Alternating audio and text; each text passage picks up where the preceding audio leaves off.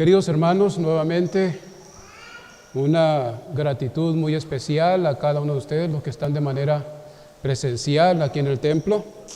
Gracias también a todos los que nos siguen por nuestra página en Facebook, Adventistas de Nogales Centro, y también aquellos que nos siguen por nuestra página en YouTube también.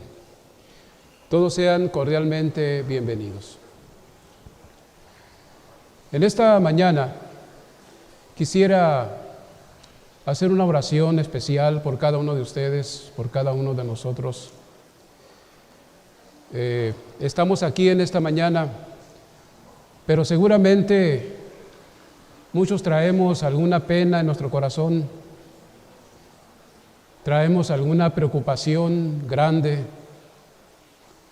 Solamente Dios sabe y conoce nuestro corazón y nuestra angustia en estos momentos.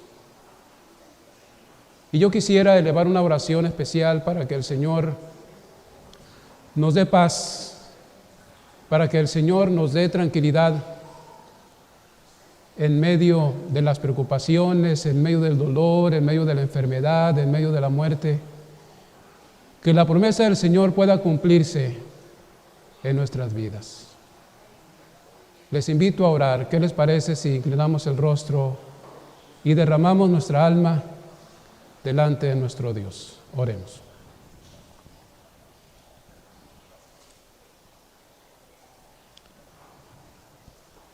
Amoroso Dios y nuestro Padre, elevamos, Señor, esta plegaria a ti, con el propósito, Señor, de que nos des tu bendición. Sabemos, oh Padre, que no merecemos tus bendiciones, pero es tan grande tu amor que te dignas, Señor, a estar con nosotros y suplir cada una de nuestras necesidades. Te agradecemos por esta hermosa oportunidad que nos das de estar aquí en tu santuario. Y sabemos que de una manera muy especial, oh Dios, tú te gozas en tener un encuentro especial con tus hijos en tu casa de oración. Padre, en estos momentos rogamos que mires nuestro corazón. Indudablemente, Señor, que estamos aquí, pero hay preocupaciones en nuestro corazón, hay angustia, hay, Señor, asuntos difíciles que resolver. Quizás no hay paz en este momento en algún corazón, pero queremos rogarte, Padre, en este momento que te dignes, oh Dios, a sanar nuestras vidas. Te dignes a sanar nuestros corazones y a poner paz y tranquilidad donde hay angustia, donde hay dolor. Queremos rogarte, Señor, por los enfermos de tu pueblo. Queremos en esta hora, de manera especial, poner en tus manos al pastor Daniel Álvarez, en la Asociación Regiomontana, para que tú cuides y protejas, Señor, su salud.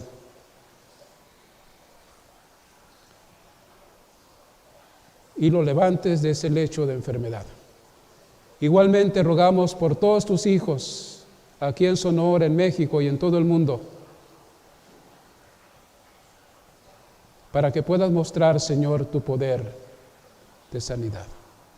Quédate con nosotros, oh Dios, en los próximos minutos que estaremos estudiando tu palabra.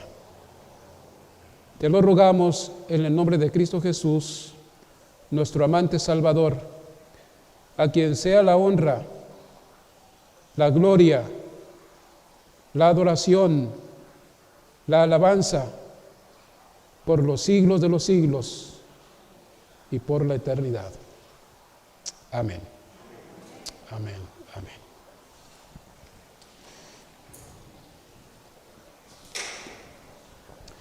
Queridos hermanos, Dios puso en mi mente este pasaje que encontramos en la primera epístola a los Corintios, el capítulo 10, versos del 1 al 13.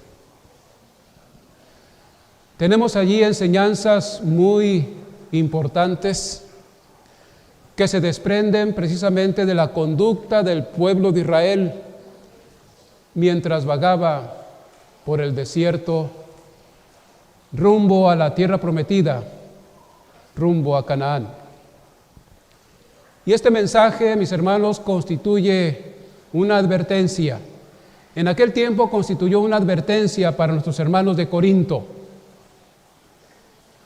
Hermanos que creían que estaban en otro nivel de santidad. Hermanos que lamentablemente practicaban todo tipo de pecados, pero creían que estaban bien delante del Señor. Es en ese contexto que el apóstol Pablo les envía este mensaje, pero constituye también un mensaje de advertencia para nosotros, que también vagamos en el desierto de esta vida y vamos rumbo a la tierra prometida, vamos rumbo a la Canaán celestial.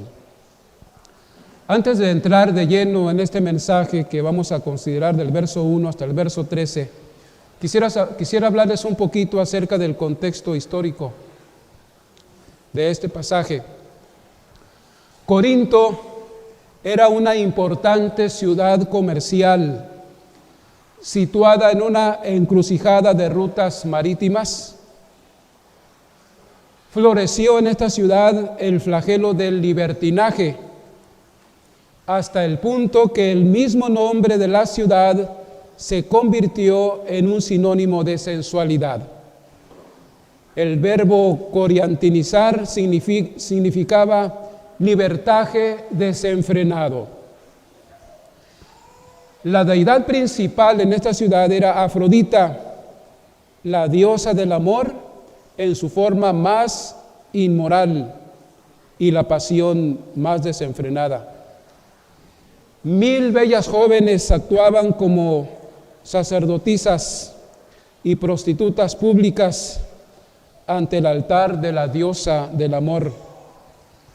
De manera que la tarea a la que hizo frente el mensajero del Evangelio en la antigua ciudad de Corinto se presenta muy bien en las siguientes palabras: si el Evangelio pudo triunfar en Corinto, puede vencer cualquiera que sean las circunstancias.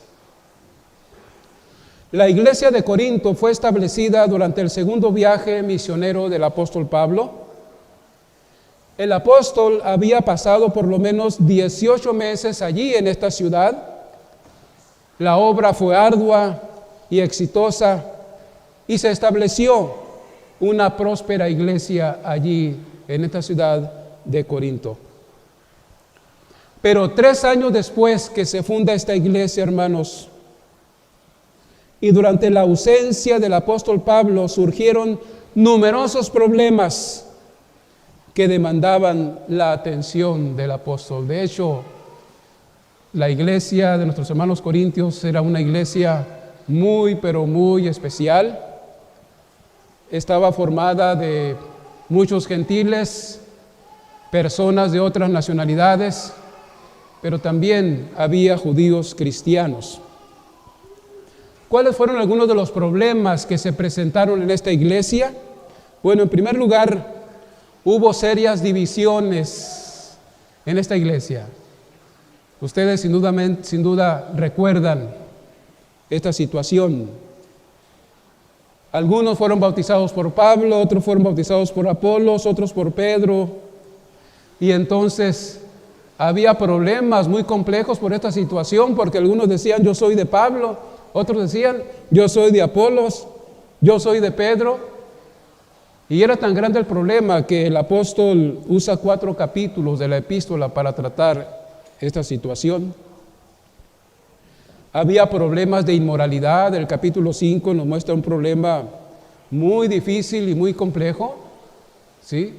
Un problema de inmoralidad sexual que ni siquiera se daba entre los gentiles, pero se daba dentro de la iglesia. Había litigios delante de los incrédulos, se demandaban los hermanos unos a otros allí en esta ciudad también. Había serios problemas con el matrimonio. Había mucha idolatría también. Estos pecados, hermanos, se estaban practicando dentro de la iglesia allí en Corinto. Se cuestionaban los derechos del apóstol Pablo como enviado del Señor.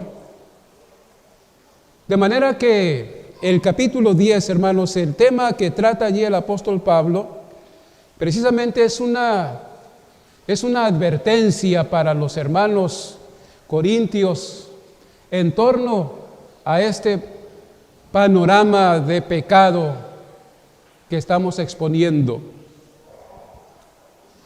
Y aun cuando se practicaban ese tipo de pecados, los corintios pensaban que estaban muy bien espiritualmente.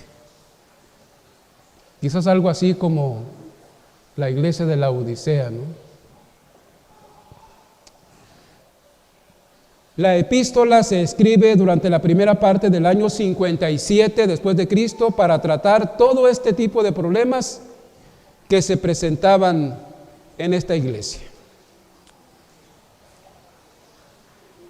Quiero que vayamos al capítulo 10 de la primera epístola a los Corintios y vamos a ir comentando las situaciones que se nos presentan allí. Quizá un poquito más del contexto más cercano a este pasaje lo tenemos allí en el capítulo 9, versos del 24 al 27.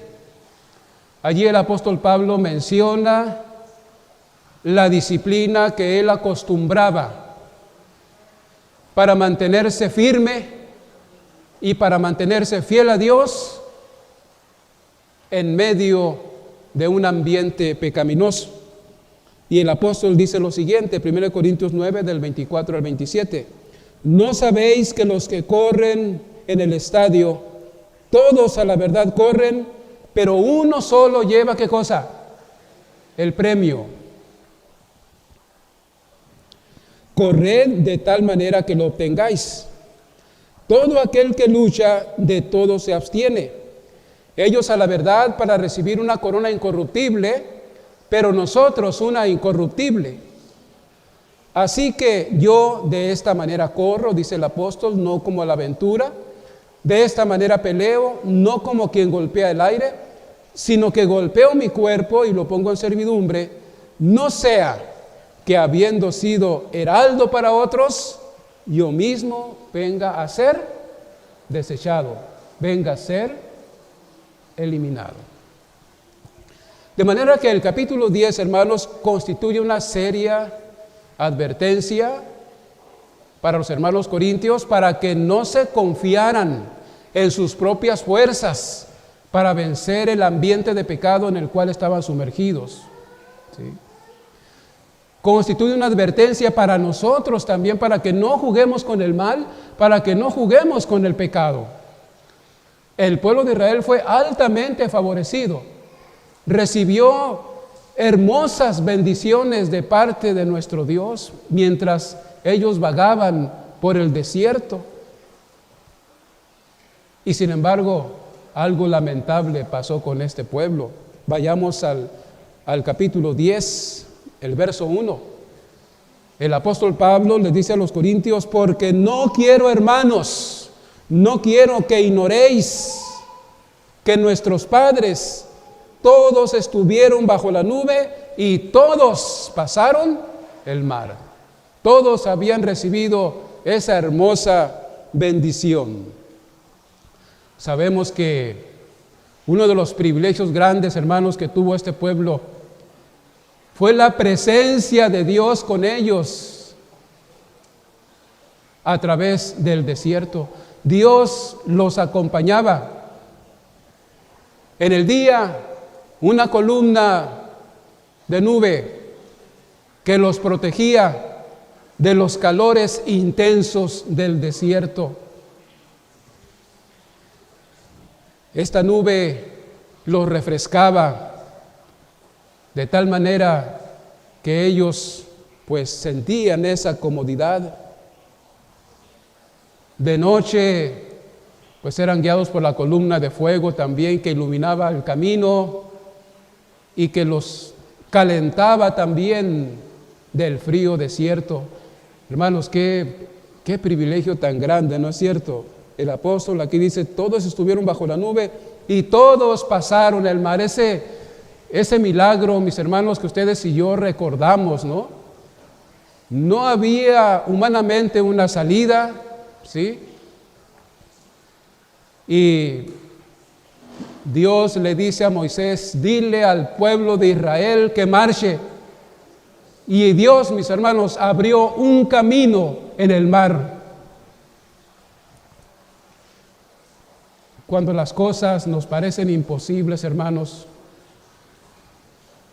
cuando humanamente no hay esperanza,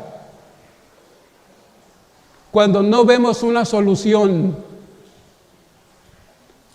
todavía Dios puede abrir el mar para que pasemos airosos por esa prueba. Verso 2, todos en Moisés fueron bautizados en la nube y en el mar. Una figura del bautismo se desprende, ¿verdad?, de este momento cuando Israel pasaba por el medio del mar y tenía agua a sus dos lados, dos muros de agua, y arriba tenía la nube. De manera que esta es una figura del bautismo, hermanos. Estaban siendo purificados, pues, de su estancia pecaminosa allá en Egipto. Estaban recibiendo grandes privilegios. Sigue diciendo el apóstol, todos comieron el mismo alimento espiritual. Por 40 años, mis hermanos, Dios les estuvo dando a este pueblo el maná y nunca dejó de caer. Alabado y glorificado sea nuestro Dios que hace este tipo de milagros. Pero ese pan que comían cada mañana representaba el pan de vida, representaba a Cristo mismo, quien era su pastor allí en el desierto para ellos. Todos comieron el mismo alimento espiritual, todos bebieron la misma bebida espiritual, porque bebían de la roca espiritual que los seguía, y la roca era Cristo. Sabemos, mis hermanos, cómo milagrosamente el Señor obró para que el pueblo de Israel tuviera agua en el desierto. Qué hermoso privilegio, qué hermosos milagros, hermanos, presenció el pueblo. Pero ellos no supieron valorar todas estas bendiciones que recibían por parte de Dios. No valoraron, porque a cada momento ellos murmuraban contra Dios. Conocemos la historia del pueblo, una historia de ingratitud. No hay cosa más triste y más lamentable para un padre, mis hermanos, que hace tantos favores a sus hijos, tantos bienes a sus hijos, pero muchas veces los hijos son ingratos y pagan de otra forma. Y aquí tenemos el pueblo de Israel, colmado de ricos privilegios, colmado de grandes bendiciones, pero que no valoraron el amor del Padre y fueron ingratos. Y en lugar de agradar a Dios, se agradaron a sí mismos en sus propios pecados. Por eso el verso 5 de este capítulo dice, hermanos, pero de los más de ellos no se agradó Dios, por lo cual quedaron postrados en el desierto. Qué cosa tan triste, hermanos, qué cosa tan lamentable. ¿Sí? Estos hombres y mujeres jóvenes que habían presenciado todas estas glorias divinas en el desierto, finalmente, hermanos, por sus pecados y por quererse agradar a sí mismos, fueron desechados completamente por Dios y sus cuerpos quedaron desparramados, esparcidos por el desierto. Aún cuando estaban cerca ya del objetivo, estaban cerca de la tierra prometida.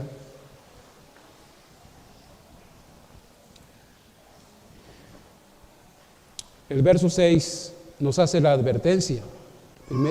Primeramente, esta advertencia para el pueblo de Corinto, para el pueblo de Dios allí en Corinto. Mas estas cosas sucedieron como ejemplo, ¿para quién? Para nosotros.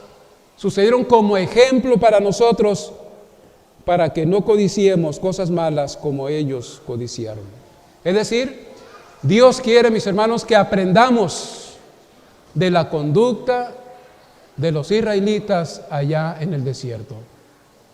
Mis hermanos, ustedes y yo también hemos recibido grandes bendiciones de nuestro Dios. Hemos sido grandemente favorecidos. En primer lugar, porque el Evangelio de la salvación llegó a nuestras vidas. Porque Dios, mis hermanos, no se ha separado de nosotros.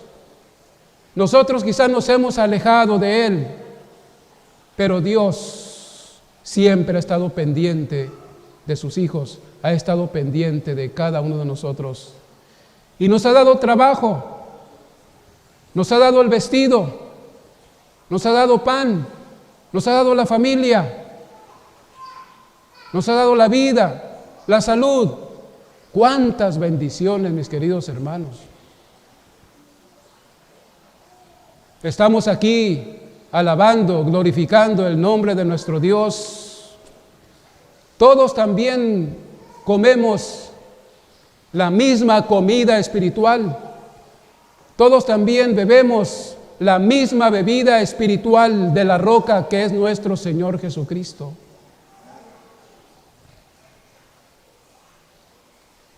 Pero, ¿cómo estamos respondiendo, querido hermano, hermana, joven, niño? ¿Cómo estamos respondiendo nosotros a todas esas bendiciones que recibimos por parte de nuestro Dios? ¿Será que, como en el caso de Israel, estamos perseverando en nuestro pecado? ¿Será que, como en el caso de Israel, murmuramos en contra de los hermanos, en contra del pastor, en contra de la iglesia? Aun cuando ya estamos, mis queridos hermanos, ya en la frontera de la Canaán celestial, aun cuando se aproxima el reino de Dios, ¿cómo está nuestra espiritualidad? Esta es una advertencia, mis hermanos, para que no confiemos en nuestras propias fuerzas, para que no confiemos en nuestras propias aptitudes para vencer el pecado. La primera generación de Israel fue vencida por el pecado.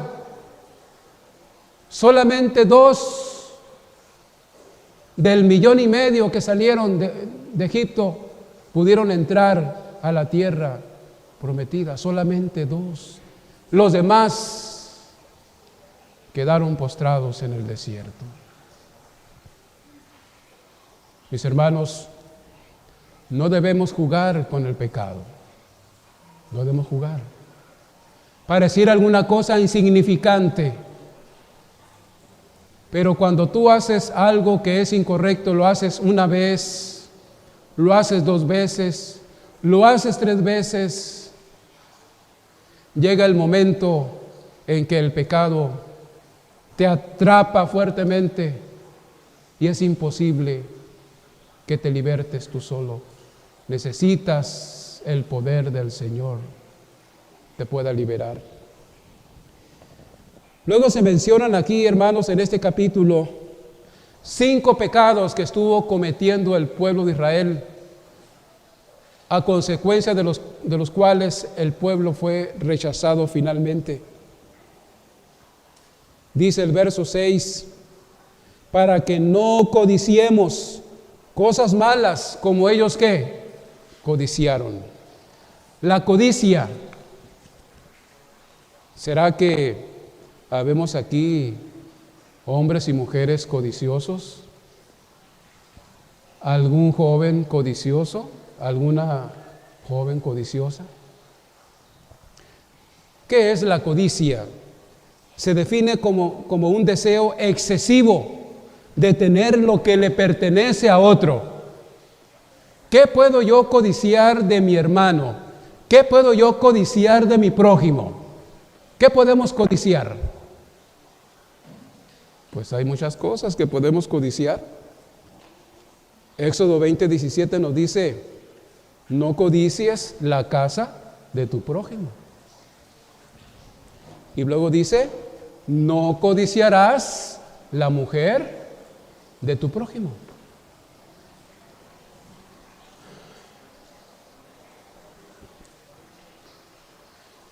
Estimados hombres dirigentes de nuestra iglesia, ¿cómo estamos allí en ese rubro?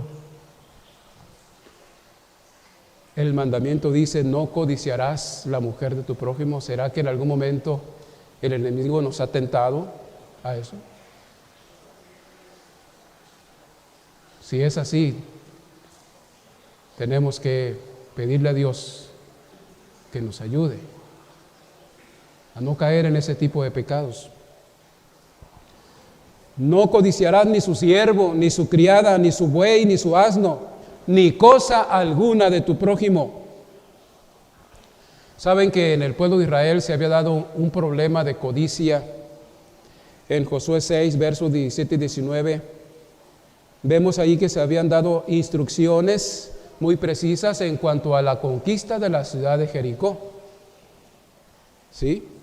El Señor había dicho, y será la ciudad anatema a Jehová con todas las cosas que están en ella.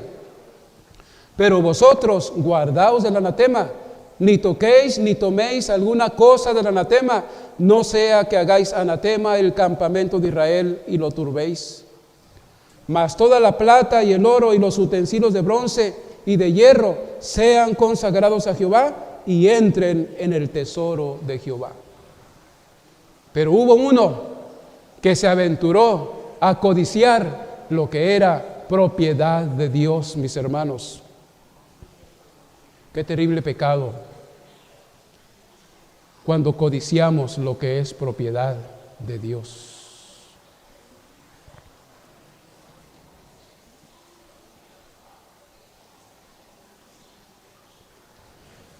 ¿En qué te hemos robado?, dijo el pueblo aquella ocasión. Y Dios le dice, en vuestros diezmos y en vuestras ofrendas. Mis hermanos, es tanta nuestra codicia y el deseo de tener que nos quedamos con la parte que es propiedad de Dios. Codiciamos esa parte.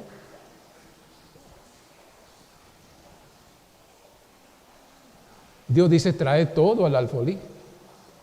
Hay quienes acostumbran, aunque Dios les bendice muy bien en sus trabajos, pero cuando ven el diezmo se les hace mucho, y muchos dan una cuota, muchos dan la mitad.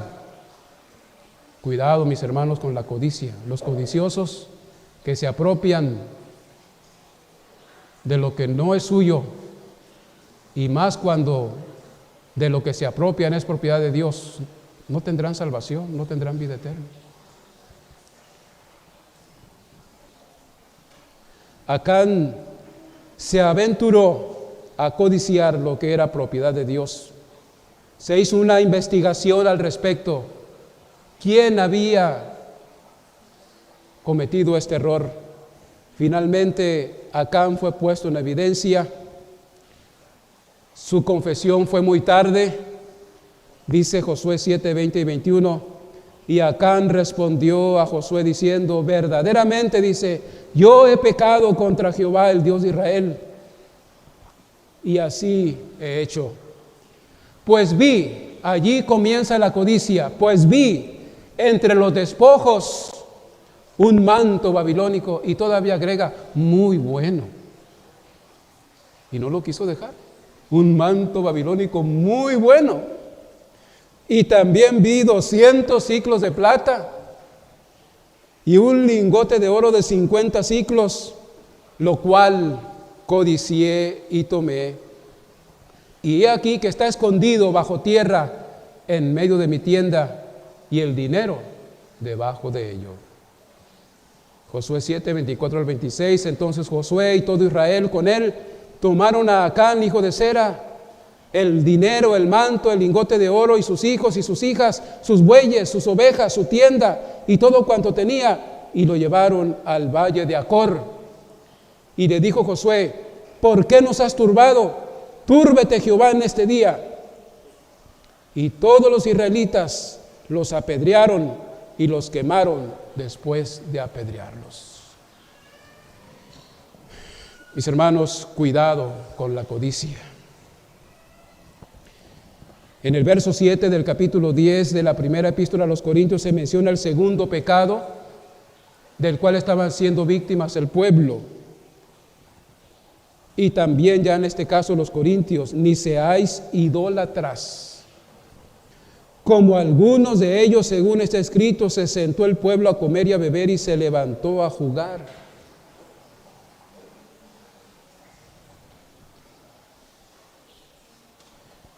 Esta es una referencia, mis hermanos, a aquel momento cuando Moisés sube al monte y queda acá el pueblo. Moisés se tarda en el monte y entonces el pueblo pide dioses y Aarón condesciende con el pueblo y pide pues todos sus objetos de oro y pone todo eso en un molde, en un buril, y de ello salió un toro. Y la proclama fue, Israel, he aquí los dioses que te sacaron de Egipto. Qué terrible error. Idolatría, mis hermanos. El pueblo constantemente estuvo adorando dioses ajenos.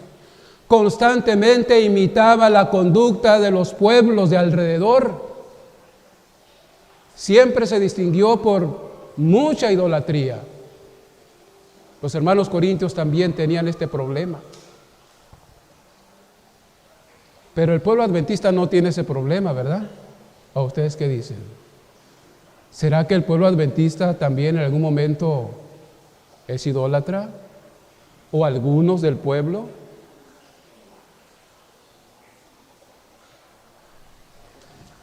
Quizá nos preguntemos, bueno, pero ¿cómo estoy practicando la idolatría? O sea, ¿cómo? Porque yo no tengo altares en mi casa. Aunque a veces yo he llegado a algunos hogares de mis hermanos y veo altarcitos medio raros por ahí así.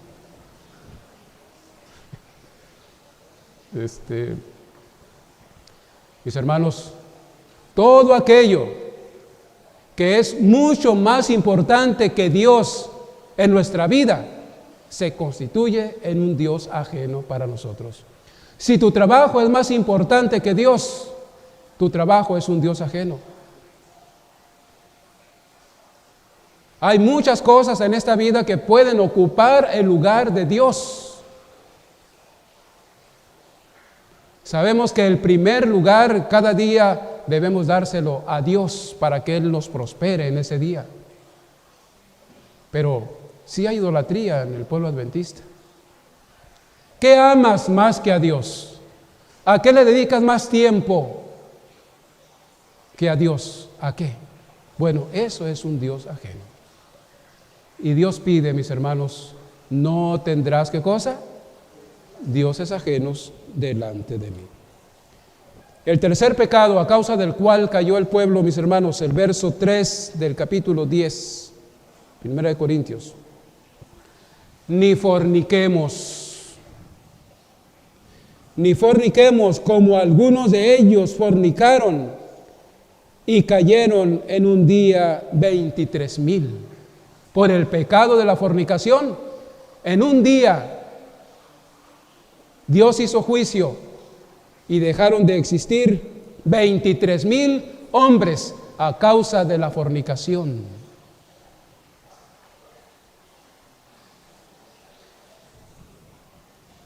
Saben que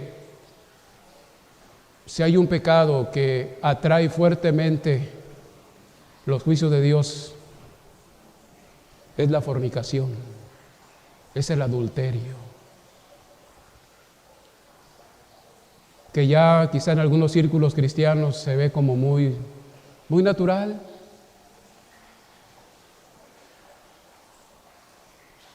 Dejar la antigua esposa, buscar otra, cuando los casos no son justificados. En un día cayeron 23,000. La historia la tenemos en Números 25, del 1 al 18. Vamos a repasarla rápidamente. Números 25. Números, el capítulo 25, versos del 1 al 18, dice la palabra de Dios: moraba Israel en Sitim, y el pueblo empezó a fornicar con las hijas de Moab, las cuales invitaban al pueblo a los sacrificios de sus dioses, y el pueblo comió y se inclinó a sus dioses. Así acudió el pueblo a Baal Peor, y el furor de Jehová se encendió contra Israel.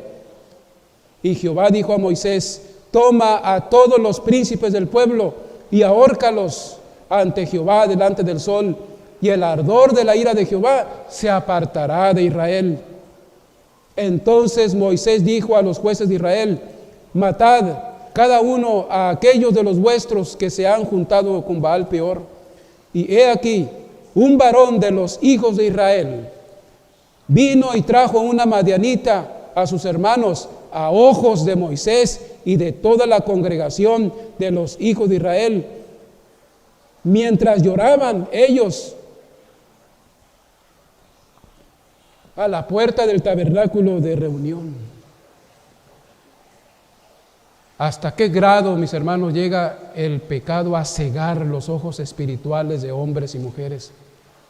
A ojos del pueblo, a ojos de Moisés, este varón trajo una madianita. Y dice el verso 7: y lo vio Fines, hijo de Eleazar, hijo del sacerdote Aarón, y se levantó de en medio de la congregación y tomó una lanza en su mano y fue tras el varón de Israel a la tienda y los alanceó a ambos, al varón de Israel y a la mujer, por su vientre, y cesó la mortandad de los hijos de Israel, y murieron de aquella mortandad 24,000.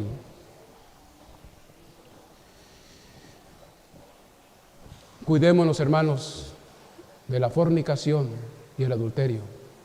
Son pecados que acarrean grandemente los juicios de Dios. Cuarto pecado, verso 9: ni tentemos al Señor, como también algunos de ellos le tentaron y perecieron por las serpientes. Este pasaje lo encontramos en Números 21, versos 5 y 6. Números 21, versos 5 y 6.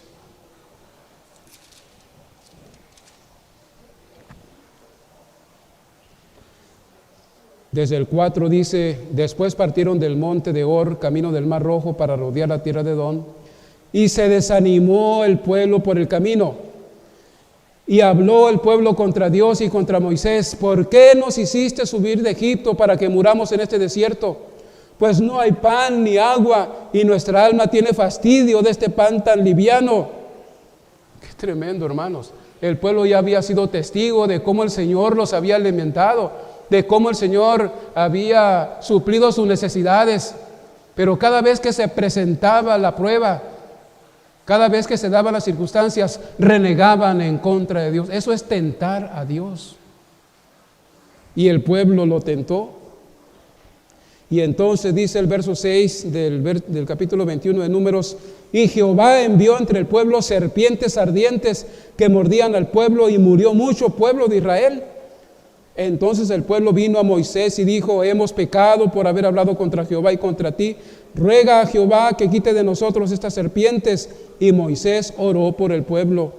Y Jehová dijo a Moisés: hazte una serpiente ardiente y ponla sobre un asta, y cualquiera que fuere mordido y mirare a ella, vivirá. Queridos hermanos, tú y yo tentamos a Dios cuando hacemos algo que es incorrecto delante de los ojos de Dios, pero que perseveramos en ese pecado, perseveramos, estamos tentando a Dios, estamos probando la paciencia de Dios, hermanos. Algunos tenemos alguna debilidad espiritual, algún pecado que estamos cometiendo, pero no hemos arreglado eso en nuestra vida, de tal manera que cada vez que lo hacemos, estamos poniendo a prueba la paciencia y la misericordia de nuestro Dios. Y la paciencia y la misericordia de nuestro Dios tiene un límite. Tiene un límite. No tentemos al Señor. El último pecado al cual se hace alusión aquí, hermanos, es la murmuración. Murmurar. Ni murmuréis como algunos de ellos murmuraron y perecieron por el destructor. Hay un ejemplo de murmuración que quiero considerar con ustedes, Números el capítulo 12.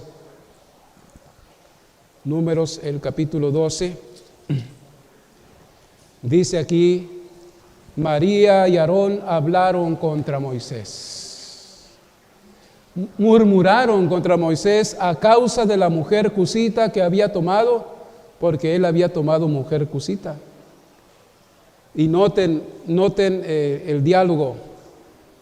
Y dijeron: ¿solamente por Moisés ha hablado Jehová? ¿No ha hablado también por nosotros? Y lo oyó Jehová. Y aquel varón Moisés era muy manso, más que todos los hombres que había sobre la tierra. Luego dijo Jehová a Moisés, a Aarón y a María: salid vosotros tres al tabernáculo de reunión. Y salieron los tres. Entonces Jehová descendió en la columna de la nube y se puso a la puerta del tabernáculo y llamó a Aarón y a María, y salieron ambos. Y les dijo: oíd ahora mis palabras. Cuando haya entre vosotros profeta de Jehová, le apareceré en visión, en sueños hablaré con él. No así mi siervo Moisés, que es fiel en toda mi casa. Cara a cara hablaré con él, y claramente y no por figuras, y verá la apariencia de Jehová. ¿Por qué pues no tuvisteis temor de hablar contra mi siervo Moisés? Entonces la ira de Jehová se encendió entre ellos y se fue, y la nube se apartó del tabernáculo, y he aquí que María estaba leprosa como la nieve. Y miró Aarón a María, y he aquí que estaba leprosa. Y dijo Aarón a Moisés: ah, Señor mío, no pongas ahora sobre nosotros este pecado, porque locamente hemos actuado y hemos pecado. No quede ella ahora como el que nace muerto, que al salir del vientre de su madre tiene ya medio consumida su carne. Entonces Moisés clamó a Jehová diciendo: te ruego, oh Dios, que la sanes ahora. Respondió Jehová a Moisés: pues si su padre hubiera escupido en su rostro, ¿no se avergonzaría por 7 días? Sea echada fuera del campamento por 7 días y después volverá a la congregación. Así María fue echada del campamento 7 días, y el pueblo no pasó adelante hasta que se reunió María con ellos. Después el pueblo partió de Aserot y acamparon en el desierto de Parán. ¿Qué tal, hermanos, si la murmuración fuera castigada en el acto en nuestros días? ¿Cuántos leprosos saldríamos? Porque pues ya se constituye en algo muy normal, muy natural. Hablar del hermano, de la hermana, del pastor, del tesorero, el primer anciano, ya está tan normal la murmuración, hermanos. Pero fíjese qué tan serio es este pecado también, ¿sí? Codicia, idolatría, fornicación, adulterio, tentar a Dios, murmurar. Y estas cosas, dice el verso 11 del capítulo 10 de la primera epístola a los Corintios, estas cosas les acontecieron como ejemplo y están escritas para amonestarnos a nosotros, quienes hemos alcanzado los fines de los siglos. La amonestación, mis hermanos, es para nosotros. Así que el que piensa estar firme, ¿qué cosa? Mire que no caiga. Mis hermanos, ahora el enemigo de nuestras almas, de acuerdo como lo dice la Escritura, anda como león rugiente, buscando a quien devorar, porque sabe que le queda, ¿qué? Poco tiempo, mis hermanos. Solamente nosotros no somos conscientes de que realmente queda poco tiempo. Creemos que todavía falta una eternidad para que todo eso se termine. Pero no, mis hermanos, el que piense estar firme, mire que no caiga. El Señor, mis hermanos, está llamando a su pueblo a una consagración, a una entrega completa. El tiempo está avanzado, como dice el apóstol Pablo. Viene el día de Jehová. ¿Por qué no decidimos, queridos hermanos, pedir perdón a Dios por nuestros pecados? Que nos perdone e iniciar una vida que honre y glorifique su nombre. Dice el verso 13, no os ha sobrevenido ninguna tentación que no sea humana, pero fiel es Dios, que no os dejará ser tentados más de lo que podéis resistir, sino que dará también juntamente con la tentación la salida para que podáis soportar. Mis queridos hermanos, estamos en la frontera de la Canaán celestial. Reflexionemos en nuestra vida espiritual y con la ayuda de Dios hagamos todos los arreglos necesarios para poder estar en esa Canaán celestial con todos nuestros hermanos, con toda nuestra familia, nuestros hijos, que es la bendición que el Señor quiere darnos a todos y cada uno de nosotros. Que el Señor, mis hermanos, nos otorgue su bendición y su perdón en estos momentos y que seamos movidos a vivir vidas que honren y glorifiquen su santo nombre. Bendiciones para todos.